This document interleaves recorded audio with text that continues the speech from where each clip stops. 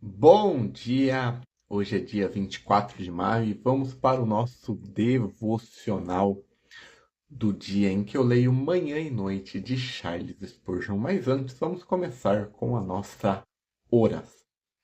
Jesus, Pai querido, que o Senhor esteja presente do começo ao fim deste devocional. Que o Senhor traga para essa live todos que precisam ouvir essa reflexão sobre a sua palavra que se encontra em Salmo 66, versículo 20. E em Filipenses, capítulo 1, versículo 27. Espírito Santo, se for necessário que o Senhor coloque em minha boca qualquer palavra para esse devocional, eu agradeço por estar conosco nesse dia. Amém, amém, amém. Então vamos lá para o nosso devocional do dia, começando lendo a introdução da Bíblia Spurgeon do livro do Salmo. Circunstância da escrita. Como o livro é uma coleção de muitos salmos diferentes escritos ao longo de um grande período de tempo, não apenas um autor para essa coleção. De fato, de longe, a designação mais comum nos títulos é Salmo de Davi, que pode se referir a Davi como autor desses salmos. O papel dele como músico na corte de Saul, bem como suas muitas experiências como pastor, soldado e rei, o tornam um provável candidato à composição desses salmos. Outros incluem a designação de Salomão, 72 e 172, Asaf, 50 e do 70 ao 83, os filhos de Corá, 42 e do 44 ao 49, Etã, 89, Emã, filho de Corá, 88 e Moisés, 90. No caso de Asaf, embora ele fosse um dos principais músicos de Davi, o próprio nome passou a ser associado a um grupo de músicos com o mesmo nome. Isso explica porque um salmo aparente pós-exílico, o Salmo 74, inclui no título a informação de Asaf. Salmos consistem em muitos hinos e orações diferentes escritos por indivíduos organizados pela comunidade. Se considerarmos os nomes que contam no título como os autores, a data da composição varia do tempo de Moisés, século XV a.C., até um tempo após o exílio, sexto século a.C. ou mais tarde. Alguns dos títulos contêm informações históricas que podem indicar o local e o contexto da escrita. As informações podem não se referir à data da composição, mas aos locais onde seus conteúdos estão inseridos, tendo sido escritos algum tempo depois dos eventos terem ocorrido. Este é um cenário mais provável. Em muitos casos, esse salmo também inclui passagens de ação de graças, mostrando que foram escritos depois de Deus ter respondido às suas orações. Contribuição para a Bíblia. A relação entre as ações de Deus na vida de seu povo e como o povo reagia a elas é a contribuição mais significativa desse livro. Deus nunca falou diretamente em nenhum dos salmos, como sempre fazia nos livros narrativos e proféticos. Assim, os salmos são escritos a partir de uma perspectiva humana, à medida que os autores vivenciam diversas situações da vida. A luta para entender como os atributos de Deus, particularmente sua soberania e bondade, se relacionam às experiências da vida, é um tema importante na coleção. Estrutura: o livro dos Salmos é do começo ao fim um livro de poesia. A poesia hebraica não tem rima ou métrica regular, mas usa um paralelismo que consiste em 2 ou 3 versos que correlacionam e completam o pensamento. Uma parte do paralelismo trata de um sinônimo onde o segundo verso ecoa o primeiro. O paralelismo sintético apresenta um contraste entre os dois segmentos e no paralelismo sintético o segundo completa a ideia do primeiro.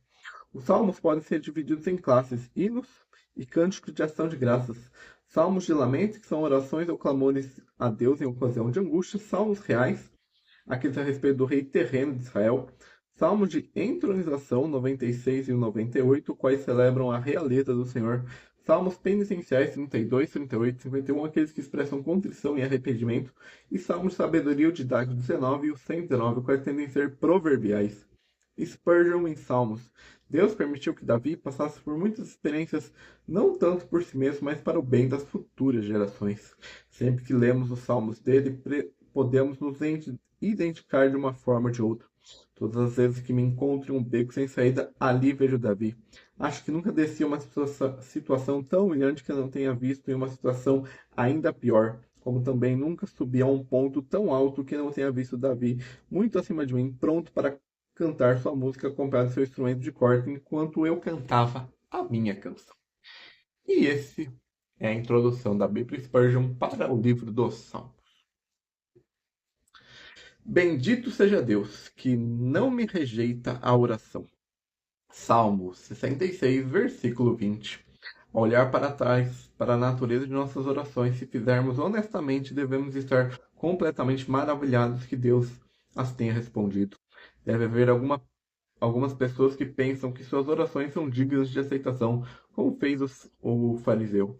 Mas o verdadeiro cristão, num retrospecto mais iluminado, chora sobre súplicas e, se ele pudesse refazer seus passos, desejaria orar mais fervorosamente. Lembre-se, cristão, de quão frias suas orações têm sido. Quando está em seu retiro, você deve lutar como lutou Jacó, mas em vez disso, suas petições têm sido fracas e poucas, muito diferentes daquela fé humilde, fervorosa e perseverante que clama: Não te deixarei ir, não me abençoe. Ainda assim, é maravilhoso dizer que Deus ouviu essas suas orações frias e não apenas as ouviu, mas as respondeu. Reflita também quão infrequentes foram suas orações, a menos que tivessem aflições, quando você ia muitas vezes ao trono da graça, mas quando a libertação chegava, onde ficava a súplica constante? Ainda assim, apesar de você ter cessado de orar como antes fazia, Deus não deixou de abençoá-lo. Quando você negligenciou o altar, Deus não desertou dele, mas a brilhante luz do Shekinah sempre esteve visível entre as asas dos querubins. Ah, é maravilhoso que o Senhor considere esses espaços intermitentes de interpetinência que vão e vêm conforme as necessidades. Que Deus é esse que escuta as orações daqueles que vêm a Ele quando têm necessidade urgente, mas os negligentes quando recebem a misericórdia. Que se aproximem quando são forçados a vir, mas que quase esquecem de dirigir a Ele quando as bênçãos são muitas e aflições poucas. Que sua graciosa bondade em ouvir tais orações toque o nosso coração de modo que sejam encontrados com toda oração e súplica, orando em todo o tempo no Espírito. E esse é o devocional da manhã, sobre a oração. A importância da oração, como eu tive nesses 2 últimos sábados, a aula do Carisma, que é o Seminário Teológico da Lagoinha, com o tema oração. A oração deve ser o nosso primeiro refúgio, não o último. Normalmente a gente só busca a Deus em oração quando todos, todas as soluções não deram certo. Mas não, nós devemos buscar Ele primeiro, para que Ele possa nos orientar. E agora vamos ler a introdução da carta do apóstolo Paulo aos Filipenses.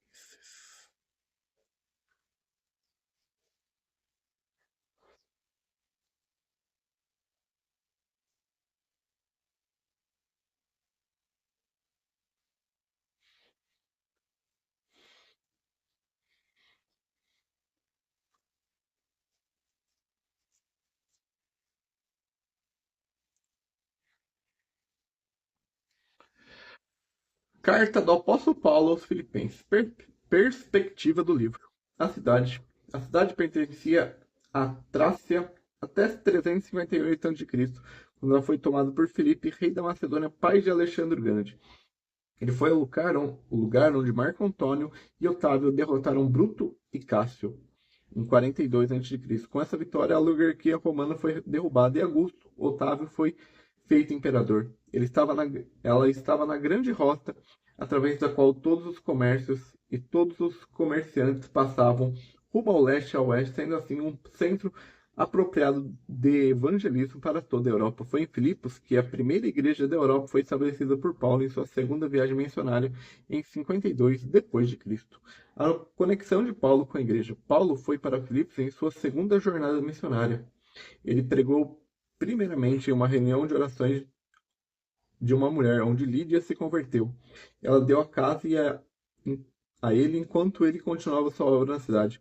Após algum tempo surgiu uma grande oposição a Paulo e ele e Silas foram espancados e postos na prisão, mas através da oração eles foram libertos por um terremoto que também resultou na conversão do carcereiro. Ele talvez tenha visitado mais uma vez em sua jornada de Éfeso a Macedônia. Ele passou a Páscoa lá e recebeu mensagem deles. E eles também enviaram assistência a ele e ele lhe escreveu esta carta. O caráter e o propósito dessa carta. É uma carta informal, sem um plano lógico ou argumentos doutrinários, sendo uma expressão de amor e gratidão espontâneos. É uma apresentação de verdades essenciais do Evangelho, feita de maneira carinhosa e comovente por um irmão e amigo amado. Em todos temos uma conversa amistosa. Ele encontra nos filipenses razões constantes de alegria.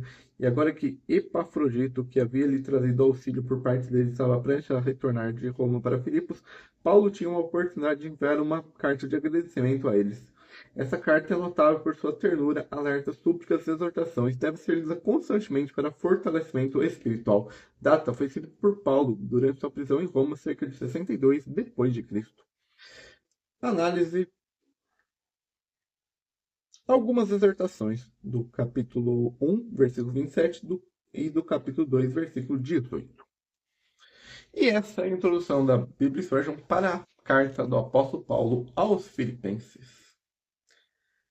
A famosa carta da alegria escrita por Paulo durante sua prisão, mas na prisão domiciliar, não a prisão final de Paulo, que é quando ele de fato está numa masmorra preso.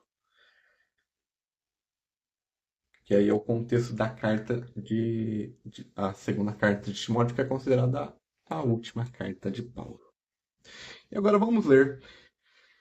Vivei, acima de tudo, por modo digno do Evangelho de Cristo. Filipenses, capítulo 1, versículo 27. A palavra vivei, nesse versículo, evidencia todo o curso da vida e do comportamento no mundo. A palavra grega original tem o significado de ações e privilégios da cidadania, e, portanto, a ordem que nossas ações como cidadãos na Nova Jerusalém sejam dignas do Evangelho de Cristo. Que tipo de comportamento é esse? Primeiramente, o Evangelho é muito simples, então os cristãos devem ser simples e sinceros em seus hábitos. Assim devemos ser em nossas maneiras, nossos discursos, nossos modos de vestir, todo o nosso comportamento numa simplicidade que é a beleza da alma. O Evangelho é eminentemente verdadeiro e ouro sem impurezas. A vida do cristão será sem brilho e sem valor se não tiver a joia da verdade. O Evangelho é muito destemido. Corajosamente ele proclama a verdade, que os homens gostem ou não. Precisamos ser igualmente fiéis e inabaláveis, mas o Evangelho também é muito delicado. Serve o espírito de seu fundador, não esmagará a cana quebrada. Alguns discípulos são mais afiados do que a ponta de um espinho. Tais homens não são como Jesus. Busquem conquistar os outros pela gentileza de nossas palavras e ações. O Evangelho é muito amoroso. É a mensagem de amor de Deus, uma raça perdida e caída. A última ordem de Cristo a seus discípulos foi que vos ameis uns aos outros, que haja mais união e amor verdadeiro e cordial por todos os santos, que existia mais compaixão terna pela alma dos piores e mais perversos homens. Não devemos esquecer que o Evangelho de Cristo é santo, ele nunca desculpa o pecado, e ele o perdoa, mas somente por meio da expiação. Se nossa vida deve assemelhar-se ao Evangelho, precisamos evitar não apenas os vícios mais grosseiros, mas tudo o que prejudicaria nossa perfeita conformidade com Cristo. Por amor a Ele, pelo nosso bem e pelo bem dos outros, precisamos nos esforçar dia após dia para permitir que a nossa vida seja cada vez mais de acordo com o seu Evangelho. Então, aqui é o que Paulo também fala em 2 Coríntios sobre nós temos cartas, então nós temos que, de fato, através das nossas ações, representar o Evangelho. Que as pessoas talvez nunca vão abrir uma Bíblia, mas elas vão ver as suas atitudes. E amanhã nós voltamos com o devocional do dia também, mas no período da noite. Então, tenham um bom resto de domingo, um bom domingo de Pentecostes, e meio-dia nós temos um sermão especial chamado pelo nome. Então tenha um bom resto de domingo, um bom domingo de Pentecostes e até amanhã.